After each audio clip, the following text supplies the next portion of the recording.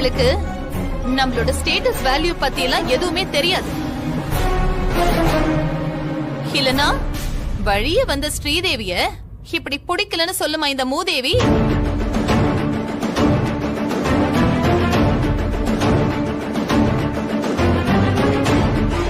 Sir, கஷ்டத்துல இருக்கும்போது நான் குத்தி காட்டுறேன்னு மட்டும் நினைக்காதீங்க. விஸ்வாவுக்கு அவ மேல இருந்தது லவ் எல்லாம் ஒண்ணும் கிடையாது சார், வெறும் சிம்பதி தான். கஷ்டப்படுற பொண்ணுக்கு உதவி செய்யணும்னு இறக்கப்பட்டு இந்த மாதிரி மாட்டிக்கிட்டாரு. ஆனா ஏன் பொண்ணு அனன்யாவுக்கு விஸ்வா மேல இருக்கிறது ட்ரூ லவ் சார். இத பாருங்க, வீட்டுக்கு போய் நிதானமா யோசிச்சு ஏன் பொண்ணு பார்க்க வாங்க. விஸ்வாவோட விருப்பத்தை மட்டுமே வச்சு நாங்க இங்க வந்தது தப்புதான். ஒரு வார்த்தை அன்பரசு கிட்ட இதுல சம்மதமா இல்லையான்னு கேட்டிருக்கணும். எங்களை மன்னிச்சிருங்க மேடம். ஐயோ என்ன சார், பெரிய பெரிய வார்த்தையெல்லாம் பேசுறீங்க. இப்படி நடந்திருக்க கூடாது. அவ மனசுல என்ன இருக்குன்னு தெரியாம நான் தான் கூப்பிட்டு கேட்டேன். நம்ம குடும்பத்துக்கு இந்த அசிங்கெல்லாம் தேவையா? அவ இருக்கிற இருப்புக்கு நம்ம குடும்பத்து சம்பந்தத்தை அவ வேண்டான்னு சொல்றான்.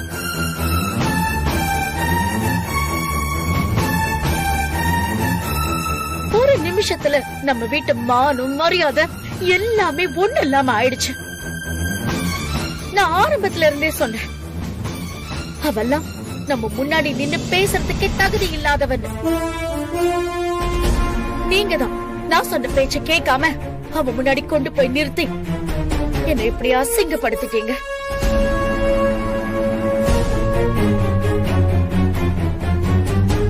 என்ன பார்த்தாலே எழுந்து நிக்கிற அந்த சிவகாமி எனக்கு புத்திமதி சொல்ற. எல்லாம் அவளால.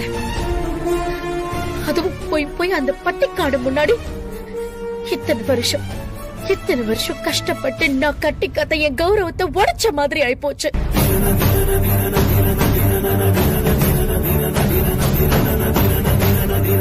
எல்லாம் உங்களாலங்க. நான் கேக்குறப்பெல்லாம் எல்லாம் சரியா இருக்கும் பத்மா, சரியா இருக்கும் நீங்க. இப்ப என்னாச்சு பாத்தீங்களா? நீங்க சொன்னீங்களங்கிற ஒரே ஒரு மரியாதைக்காக எனக்கு பிடிக்கலனாலும் நான் உங்க கூட வந்தேன். அதுக்கு நல்ல மரியாதை கிடைச்சதுங்க எனக்கு. ஆனா என் இன்ட்யூஷன் ஏதோ தப்பா இருக்குன்னு சொல்லிக்கிட்டே இருந்துச்சு. அதுக்குதான் அந்த வாசல்ல நிக்கும் போது கூட நாம கிளம்பலாங்கன்னு அவ்வளவு படிச்சு சொன்னவங்க கிட்ட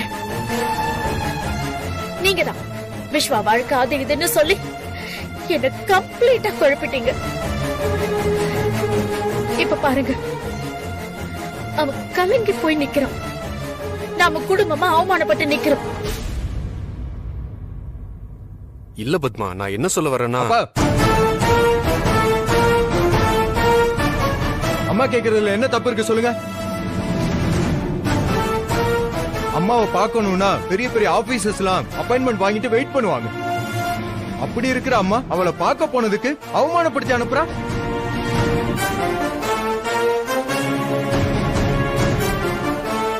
அன்னைக்கு அவ வீட்டுக்கு வந்தப்ப அம்மா ரூடா நடந்துட்டாங்களோன்னு நினைச்சேன். பட் இப்பதான் புரியுது, அவங்க சரியா ஜட்ஜ் பண்ணி தான் அன்னைக்கு ட்ரீட் பண்ணிருக்காங்க அவளை. நாம தான் போய் அசிங்கப்பட்டு வந்து நிக்கிறோம். அன்பரசி பண்ணது தப்புதான்ப்பா. ஆனா எந்த சூழ்நிலையில அவ அப்படி பண்ணான்னு தெரியலையே. நீங்க தான்ப்பா அவளை கம்ப்ளீட்டா ராங் சைடுல இருந்து பாக்குறீங்க.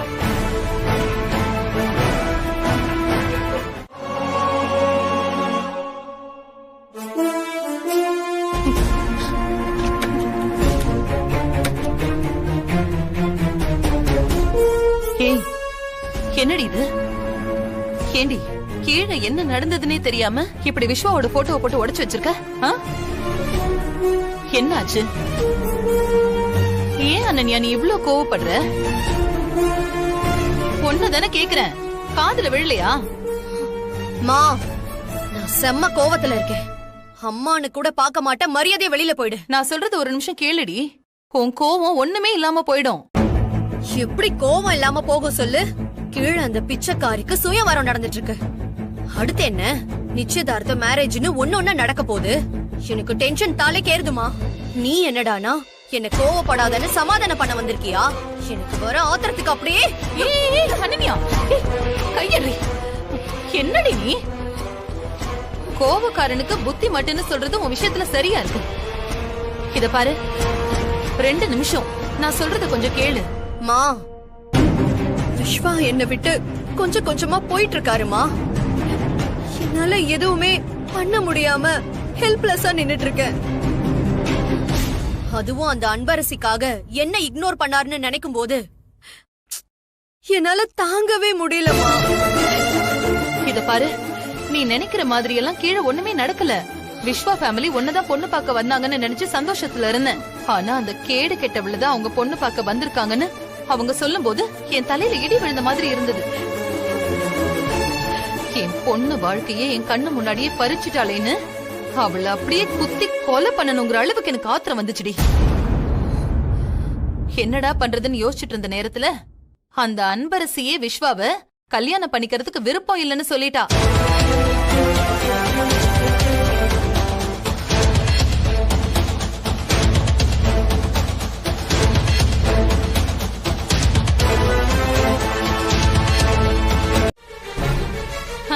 இனிமே கடவுளே இறங்கி வந்து கன்வின்ஸ் பண்ணாலும் பத்மா கன்வின்ஸ் ஆகவே மாட்டா. அதனால விஸ்வாவுக்கும் அன்பரசிக்கும் இந்த ஜென்மத்துல கல்யாணம் நடக்க வாய்ப்பே இல்ல. மா, நீ சொல்றதெல்லாம் கேக்கும் போது எனக்கும் கொஞ்சம் ஏதோ லக் இருக்குன்னு தோணுதுமா. காத்து என்னைக்குமே ஒரு பக்கமாவே அடிக்காதடி. நம்ம பக்கம் அடிக்கும் போது அத நாம நமக்கு சாதகமா பயன்படுத்திக்கணும். அன்பரசி கிட்ட பட்ட அவமானத்துல பத்மா ரொம்ப கன்ஃபியூஸ்ட் ஆயிருப்பா. இத பாரு அனன்யா, இத நாம பயன்படுத்தி நீதான் விஸ்வாவுக்கு சரியான பேர்னு நான் உன்னை உள்ள நுழைய வைக்கிறேன்டி. எல்லாமே நமக்கு சாதகமா தான் நடக்கும். அம்மானா அம்மாதான். ஐ லவ் யூ மா. இத பாரு, ஏற்கனவே நான் சொல்லிட்டேன், என்ன சூழ்நிலை வந்தாலும் விஸ்வா உனக்கு தான். அத நான் கண்டிப்பா நடத்தி காட்டுவேன். ஆனா இந்த மாதிரி எல்லாம் கோவப்பட்டு உன் உடம்ப நீ கெடுத்துக்க கூடாது. சந்தோஷமா இருடி, நான் இருக்கேன். இந்த உன் விஸ்வாவை புடி.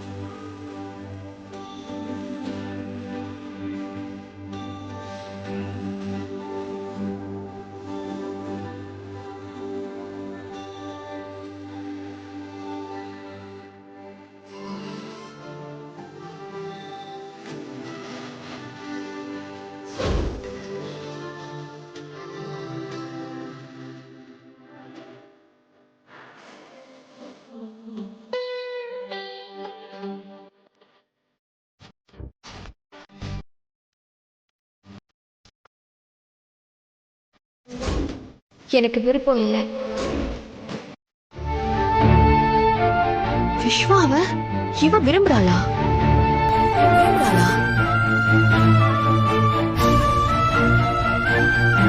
மஞ்சு, நீ சொல்ற மாதிரி நடக்கிறதுல ரொம்ப கஷ்டம். ஏன் நடக்காத அன்பு? கண்டிப்பா நடக்கும் அன்பரசி. உங்க அம்மாவும் இந்த கல்யாணத்துக்கு ஒத்துக்கிட்டு ஜானகி மேடமும் இந்த விஷயத்த பத்மா மேடம் கிட்ட பேசி புரிய வச்சா எல்லாம் நடக்கும்ல.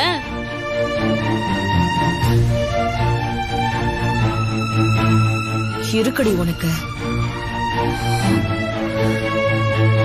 அதெல்லாம் சரியா வராது மஞ்சு. இது நமக்கு உதவி பண்ற மேடத்துக்கும் சாருக்கும் நாமளே பிரச்சனை உண்டாக்குற மாதிரி ஆயிடும். அதெல்லாம் ஒண்ணும் ஆகாத அன்பரசி. உன் நல்ல மனசுக்கு எல்லாமே நல்லதாவே நடக்கும். இல்ல மஞ்சு, என் வாழ்க்கையில எனக்கு கிடைக்கிறத விட நான் இழந்ததுதான் அதிகம். நான் ஆசைப்படுறது எதுவுமே எனக்கு கிடைக்காது. அதனால வேற எந்த எதிர்பார்ப்பும் இல்லாம வாழ பழகிட்டேன். விடு மஞ்சு.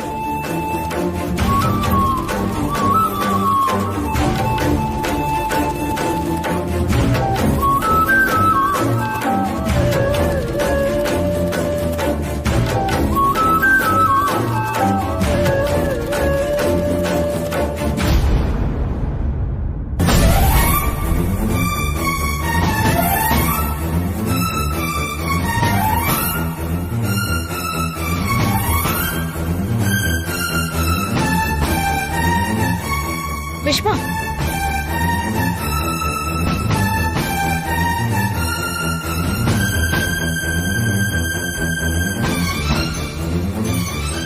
விஷ்வா, இங்க வா, இங்க வந்து உட்காரு. நான் உன்கிட்ட ஒரு முக்கியமான விஷயம் பேசணும்.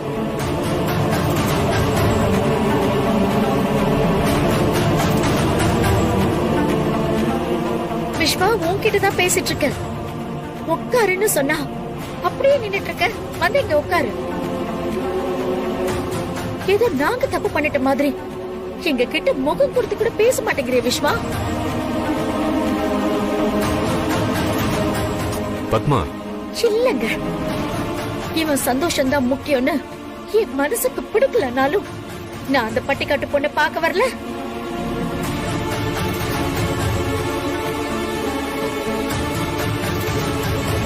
அது மட்டுமா, அத்தனை பேர் முன்னாடியும் இந்த சம்பந்தத்துல அவளுக்கு விருப்பம் இல்லைன்னு சொல்லி என் முகத்துல கரிய பூசிருக்கா. நீ சைலண்டா அவங்க சொல்றத மட்டும் கேளு.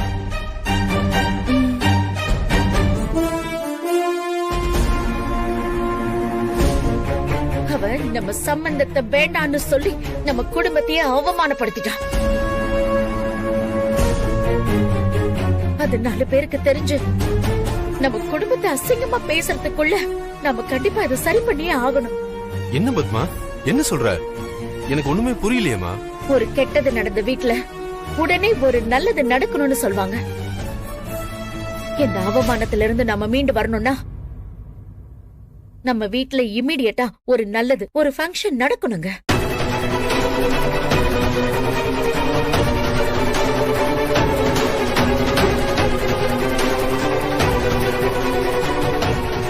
விஷ்வா, போனதெல்லாம் போட்டோம்பா. இப்பவாவது அம்மா சொல்றத கேளு. அவ உனக்கு எந்த வகையிலயும் பொருத்தம் இல்லாதவ. அவளே உன்னை வேண்டான்னு சொல்லிட்டப்போ நீ அவளை நினைச்சுக்கிட்டு அப்செட்டா இருக்கிறது கொஞ்சம் கூட சரியில்லை விஷ்வா. விஷ்வா, அந்த அனன்யா உன்னையே நினைச்சிட்டு இருக்கா. உனக்கு ஓகேனா? எனக்கு எந்த ப்ராப்ளம். சரி சரி, அவளை பிடிக்கலையா விடு. நம்ம ஸ்டேட்டஸ்க்கும் நம்ம அந்தஸ்துக்கும் ஏத்தவளா அந்த பட்டிக்காட்டு பொண்ணு இருக்காளே, அவளை விட அழகானவளா உனக்கு பொருத்தமா 1000 பொண்ணை கொண்டு வந்து நிறுத்துறண்டா இந்த அம்மா. எனக்கு தேவை உன் சம்மதம் மட்டும்தான். நீ இப்ப ஓகேன்னு அம்மா கிட்ட ஒரு வார்த்தை சொல்ல. இந்த அம்மா உன் வாழ்க்கைய மொத்தமா மாத்தி காட்டுற விஷ்வா. பத்மா, நீ உன் கௌரவத்துக்கு பாதிப்பு வந்துடக்கூடாது, இந்த குடும்பத்துக்கு அசிங்கமாயிடக்கூடாதுன்னு நடந்த விஷயத்த மறக்கடிச்சலாம்னு நினைக்கிற. ஒரு பிசினஸ் உமனா நீ நினைக்கிறது சரிதாம்மா. ஆனா தான் விரும்பின பொண்ணு தன்னை காரணமே சொல்லாம வேண்டான்னு சொல்லிட்டாளேன்னு விஸ்வா மனசொடைஞ்சு போய் நிக்கிறான்.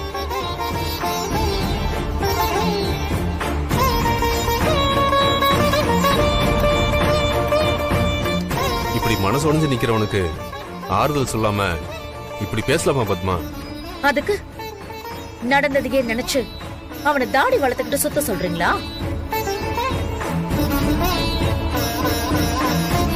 கேங்க, ஒரு ப்ராப்ளம்னா அதுல இருந்து எப்படி ரெக்கவர் ஆகணும் தாங்க பாக்கணும். இது ஒரு பிரச்சனையே இல்லங்க. It's just miss understanding. பணக்கார பையன் நல்லா செலவு பண்ணுவான், நம்ம தேவைக்கு பயன்படுத்திக்கலாம் அப்படின்னு அந்த அன்பரசு இவனை நல்லா யூஸ் பண்ணியிருக்கான். அது தெரியாம இவன் மனசுக்குள்ள என்னென்னமோ கோட்டை கட்டி ஏமாந்துட்டான். இப்ப மேடம் தான் பெரிய இடத்துல பேத்தி ஆயிட்டாங்கல்ல, இதுக்கு மேல இவன் ஹெல்ப் தேவையில்லைன்னு உடனே எல்லார் முன்னாடியும் வேண்டான்னு சொல்லிட்டான். மோட்டிவேஷன் தான் எனக்கு இந்த சக்சஸ கொடுத்திருக்கு, எனக்கு இது லைஃப் லாங் கிடைக்கணும்னு ஆசைப்படுறேன்னு சொன்னேன். அன்னைக்கு ஜானகி பாட்டி மிஸ் அண்டர்ஸ்டாண்ட் பண்ணப்ப கூட சடனா உங்க ஞாபகம் தான் சார் வந்துச்சுன்னு எனக்கு ஃபோன் பண்ண. இப்படி உன் லைஃப்ல வந்த அப்ஸ் அண்ட் டவுன்ஸ் எல்லாத்துலயும் நான் இருந்தது ஒரு கோஇன்சிடென்ஸா கூட இருந்திருக்கலாம். ஆனா நாம மட்டும் ஏன் மறுபடியும் சந்திக்கணும்? உனக்கு ஏதாவது ஒண்ணுனா எதுக்கு என் மனசு கிடந்து தவிக்கணும்?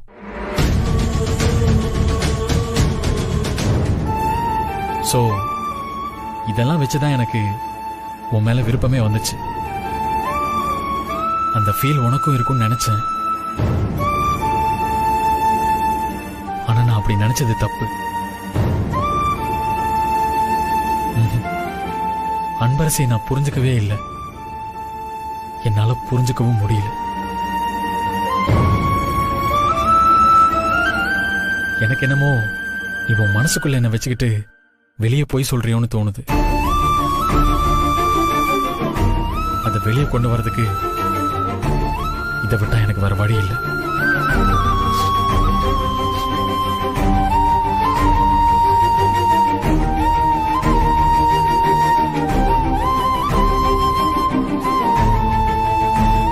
நீ என்ன விரும்பலன்னு என் தலையில் அடிச்சு சத்தியம் பண்ண அன்பரசி.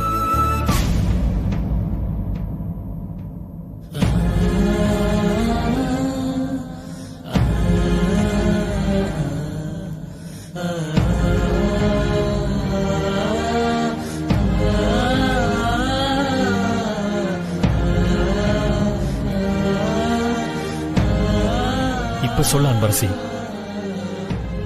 உன் மனசுல என்ன பத்தி எந்த எண்ணமும் இல்லைன்னு சொல்லு. ஐயோ, விஸ்வா ரொம்ப கம்பல் பண்ணிட்டு இருக்காரே.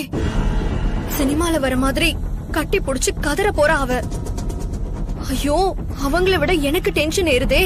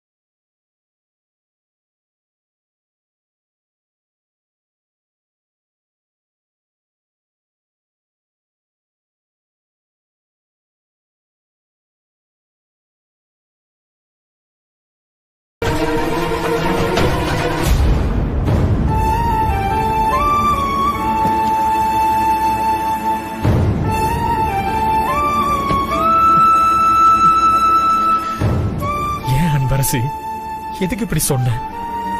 பாரு, நீ சொன்னதை சாதகமாக்கிட்டு இந்த அனன்யா என்னெல்லாம் பேசுறான்னு.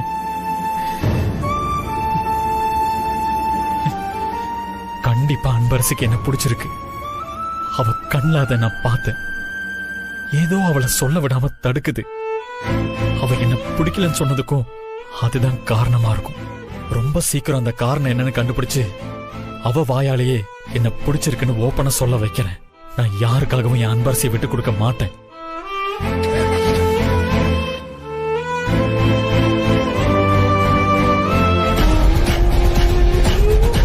போங்க விஸ்வா, போங்க. உங்களை எப்படி அவகிட்ட இருந்து பிரிச்சு ஏன் வழிக்கு கொண்டு வரணும்னு எனக்கு நல்லாவே தெரியும்.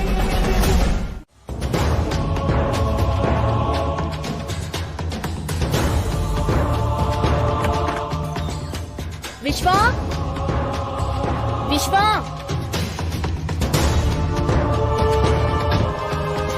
எங்க போயிருப்பான் இவன்?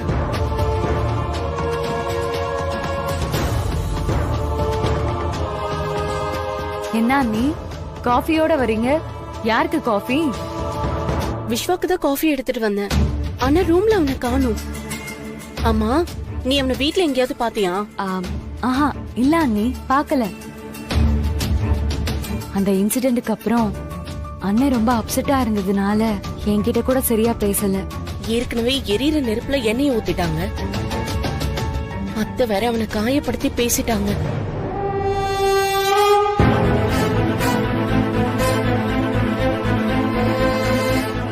இப்போ விஸ்வா வர ஆள காணோம். எங்க போயிருப்பானே தெரியலையே.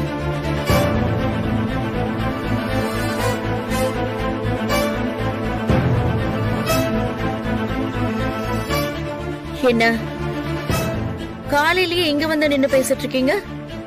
என்ன கிச்சன்ல வேலை இல்லையா? இல்ல அத்தை, விஸ்வாவை காணோம்.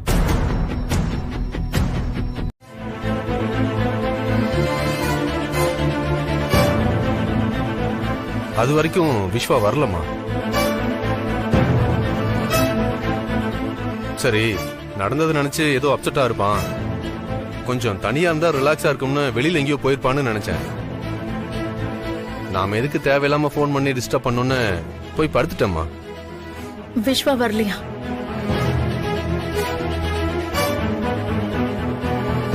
எங்கேயாவது போயிட்டு லேட் நைட் வந்திருப்பான்னு நினைச்சேன். ஆனா இவ்வளவு நேரமாகியும் வரல. வெளியில அவன் கார் இருக்கான்னு பார்க்க போனேன். காரும் இல்லம்மா. காரு அப்படியா? இருங்க ஒரு நிமிஷம்.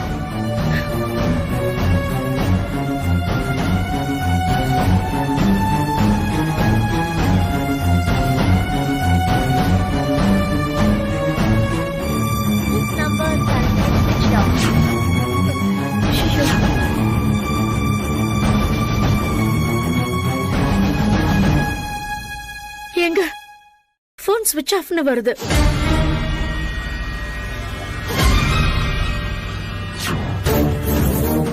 அண்ணன் எப்பவுமே போனை ஸ்விட்ச் ஆஃப் பண்ணாது. இன்ஃபேக்ட் நான் யார் போனையாவது அட்டென்ட் பண்ணாம கட் பண்ணா கூட யாராவது எமர்ஜென்சிக்கு கால் பண்ணுவாங்க. யாரு போனையும் கட் பண்ணாதேன்னு என்னையே திட்டும்.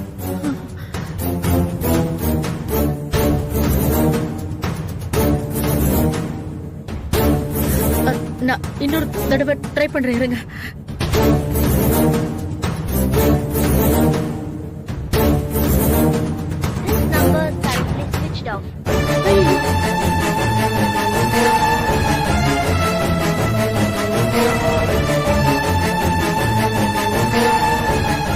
பத்மா,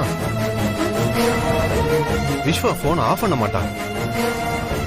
எந்த காலையும் அட்டன் பண்ணாம இருக்கவும் மாட்டான். அது உனக்கே தெரியுமேம்மா.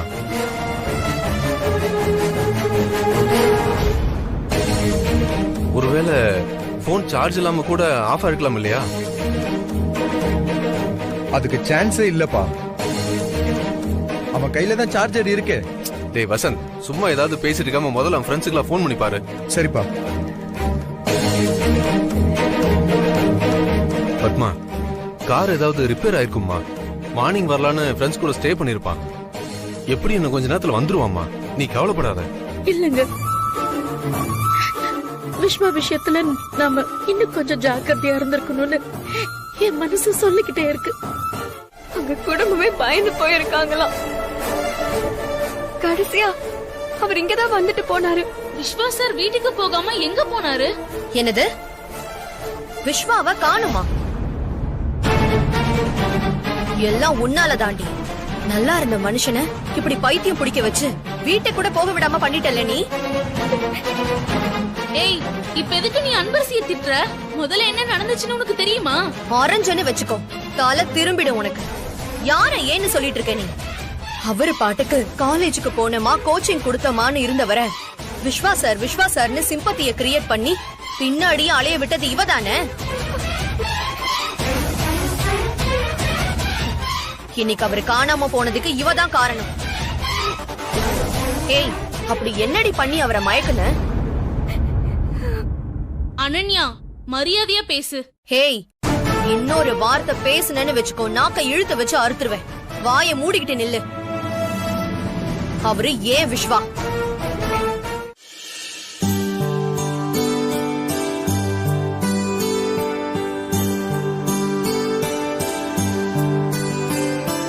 மேடம், நீங்க சொன்ன ஊருக்கு வந்துட்டோம். போன் பண்ணி அட்ரஸ் கேட்டீங்கன்னா போயிடலாம். ஒரு நிமிஷம் இரு, போன் பண்ணி கேக்குறேன். சரிங்க மேடம். நிறுத்துப்பா.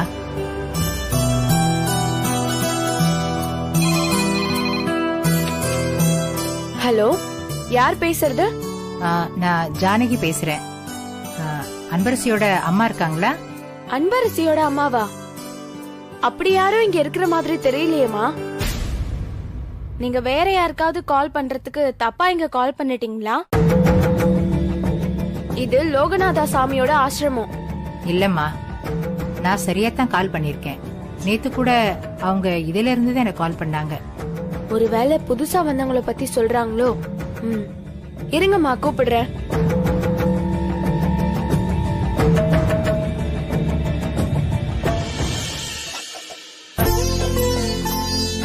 உங்களுக்கு போன் வந்திருக்கு. யாரா இருக்கும்? ஒருவேளை அன்பரசு வீட்ல இருக்கிற அந்த மேடமா இருக்குமோ? அவங்கதான் வரேன்னு சொல்லிருந்தாங்க. சீக்கிரம் போங்கம்மா, லைன்ல இருக்காங்க. சரி, இங்க இருக்கிற பாத்திரத்தை மட்டும் எடுத்து உள்ள வச்சிருங்க.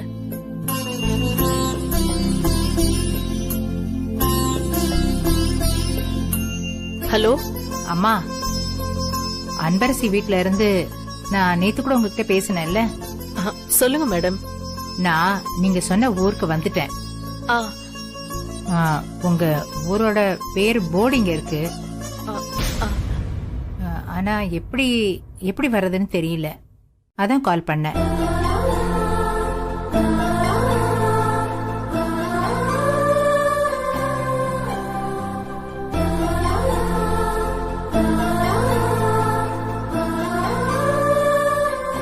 சரிம்மா, நான் வந்துடுறேன். சரிங்க மேடம், பாத்து வாங்க.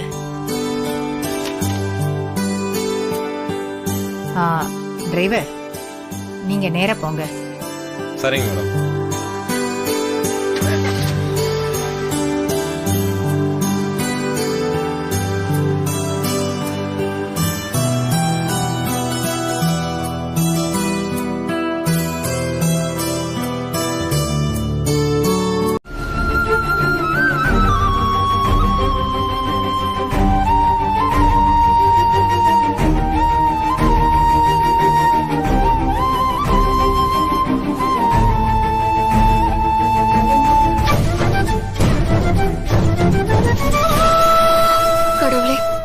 திக்கத்தவங்களுக்கு தெய்வம் தான் துணைன்னு சொல்லுவாங்க.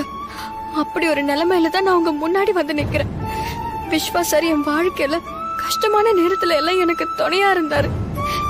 என் மேல நம்பிக்கைய வச்சு உன்னால முடியும்னு மோட்டிவேட் பண்ணி இன்னைக்கு எனக்குன்னு ஒரு அடையாளத்தை ஏற்படுத்தி கொடுத்திருக்காரு. அப்படிப்பட்டவரை நான் சொன்ன ஒரு வார்த்தையால தொலைச்சிட்டு நிக்கிறேன். கடவுளே, நான் விருப்பம் இல்லைன்னு சொன்ன விரக்தியில அவருக்கு தப்பான முடிவு எடுத்திருக்காரு. அவருக்கு மட்டும் எதுவும் ஆயிடக்கூடாது கடவுளே. அவர் மனசை மாத்தி நீதான் அவரை வீட்டுக்கு கொண்டு வரணும்.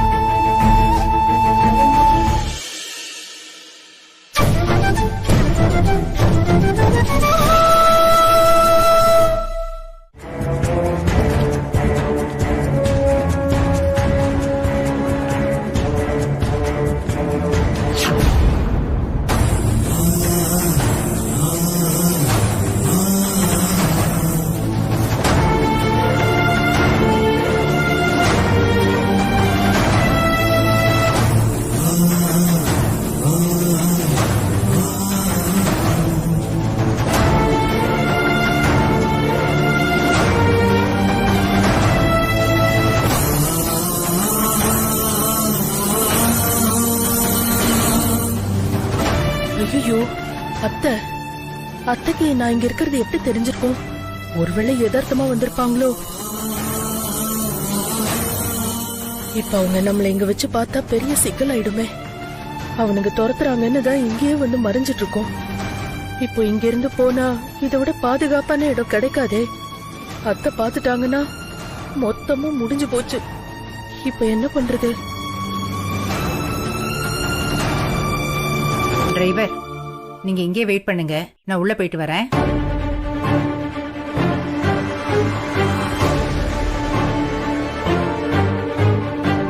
ஒருவேளை அன்பரசி சொன்ன மேடம் அத்தைதானா?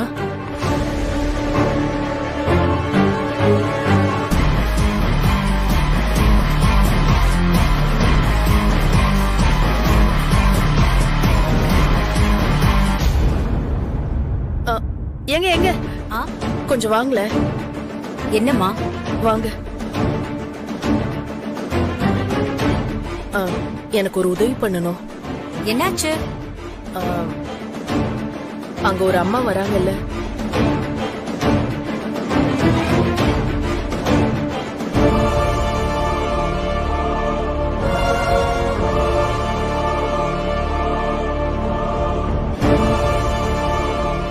சரி நான் பாத்துக்கிறேன்.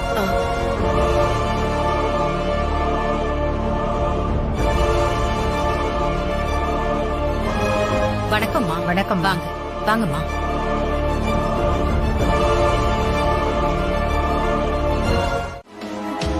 ஏண்டி உனக்கு என்னடி பாவம் பண்ணோம் நாங்க?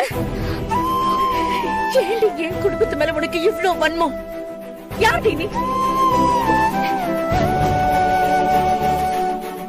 உனக்கும் எனக்கும் என்ன மக இருக்கு? ஏன் இப்படி என் குடும்பத்தை பழி வாங்குற நீ? வேண்டாம் பத்மா, என்ன நடந்துச்சுன்னு முழுசா தெரிஞ்சுக்காம ஒரு பொண்ணு மேல அபாண்டமா பழி போட வேண்டாமே. ஏங்க, அதான் விஸ்வா தெளிவா எழுதி வச்சுட்டு போயிருக்கானே, என்ன உங்களுக்கு எல்லாம் புரியலையா? ஏண்டி விஸ்வா உன்னை விரும்பினான்னு உனக்கு கண்டிப்பா முன்னாடியே தெரியும்ல. உனக்கு எப்ப தேவையோ அப்ப அவனை நல்லா யூஸ் பண்ணிக்கிட்ட. இப்போ நீ பெரிய வீட்டு பொண்ணு அப்படின்னு தெரிஞ்சதும் அவனை தூக்கி எறிஞ்சிட்டல்ல. என் பிசினஸ்ல 100 கோடி லாஸ் ஆனா கூட நான் ஒரு நிமிஷம் கூட கவலைப்பட மாட்டேன். ஆனா என் புள்ள மனசு வேதனைப்பட்டா நான் துடிச்சு போயிடுவேன். என் விஸ்வா மட்டும் கிடைக்கல, என்ன கதி ஆக்குற உன்னன்னு பாரு.